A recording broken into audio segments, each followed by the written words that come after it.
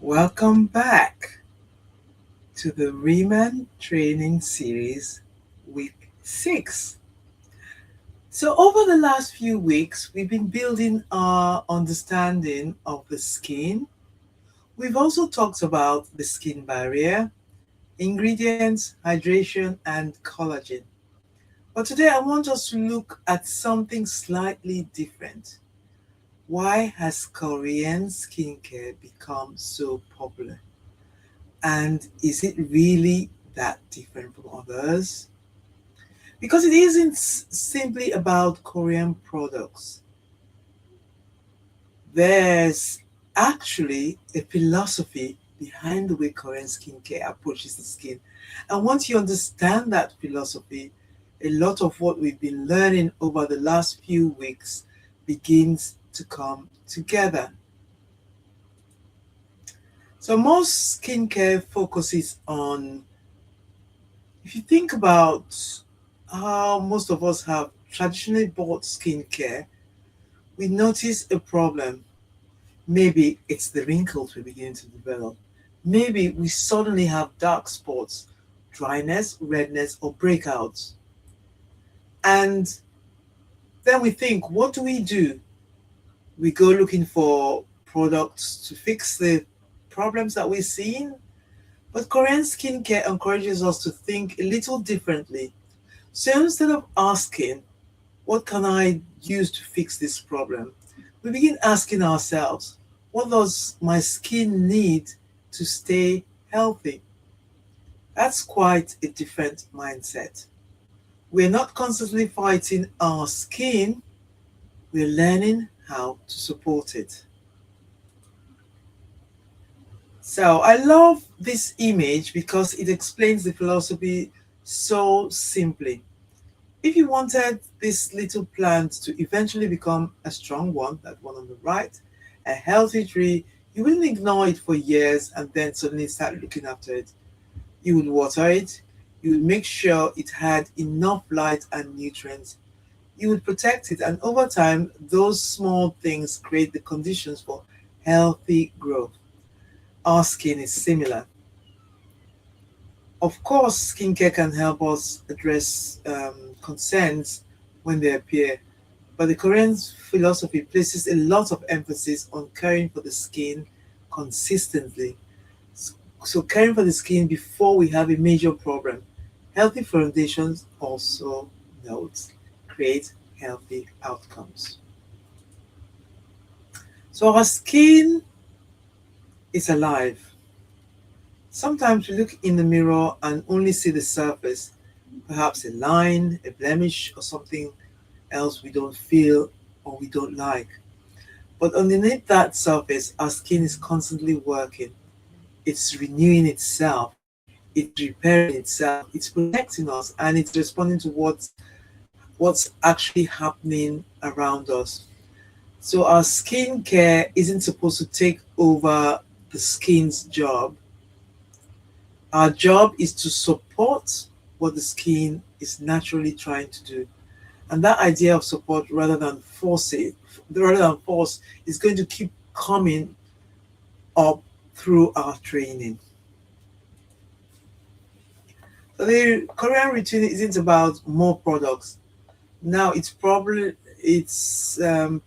one of the biggest myths about Korean skincare.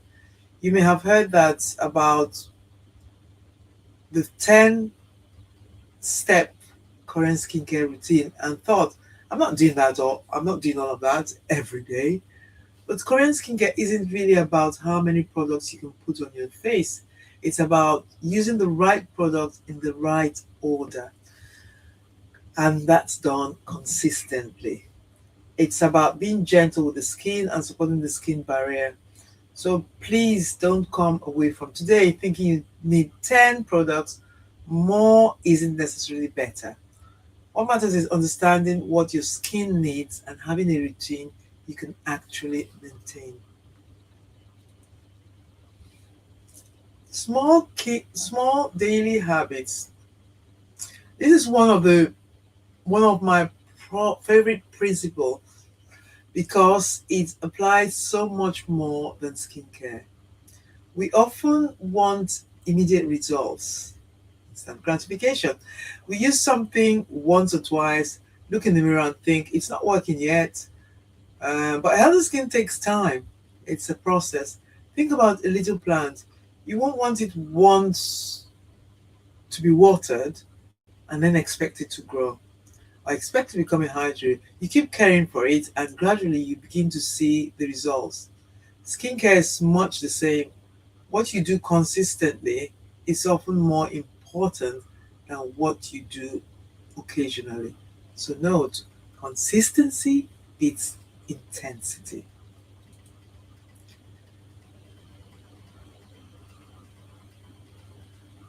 Nature and science. Another thing I find interesting about Korean skincare is the relationship between nature and science. Sometimes we're encouraged to think we have to choose one or the other. Either something is natural or it's scientific, but they don't have to be opposites.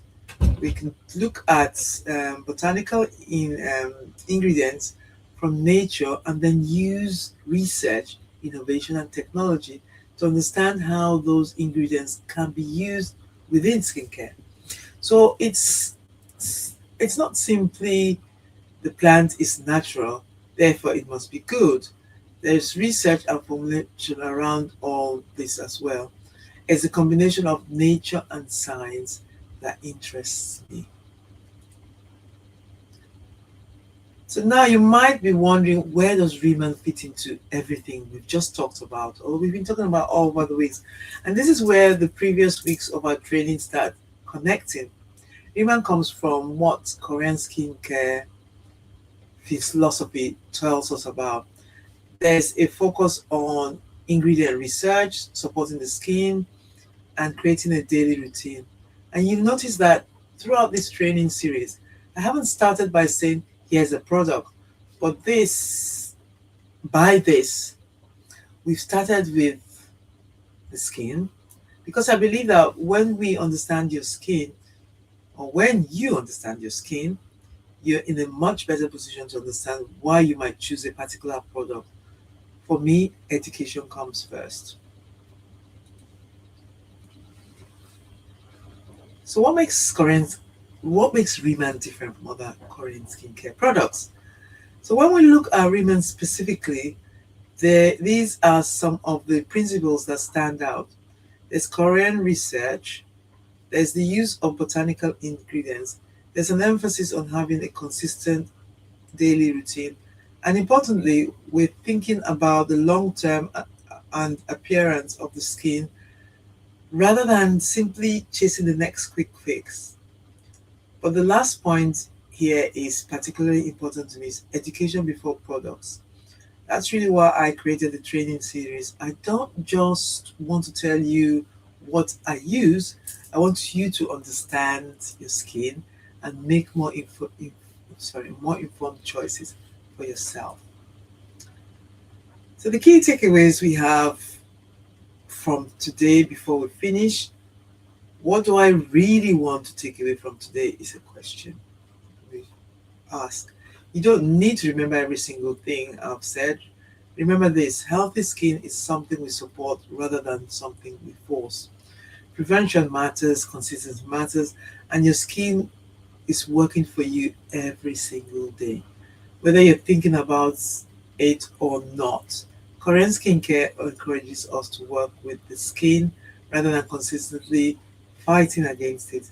And perhaps the biggest message is this: good skincare isn't about chasing perfection, it's about supporting healthier skin over time. So, what do we have for next week? Um, Next week we're going to start putting the philosophy into practice. So we're beginning with cleansing. Now you may think, maybe I already know how to wash my face, but cleansing is actually much more than simply taking off your makeup. So not just taking off your makeup at the end of the day. What we cleanse with, how we cleanse, and how we treat our skin during the process can all make a difference. And remember that what we've already learned about the skin barrier, We don't want to cleanse the skin so aggressively that we leave it feeling stripped and uncomfortable. So next week we're going to look at why cleansing may be the most important step in your skincare routine and how to do it well. So I'll see you then. Bye for now.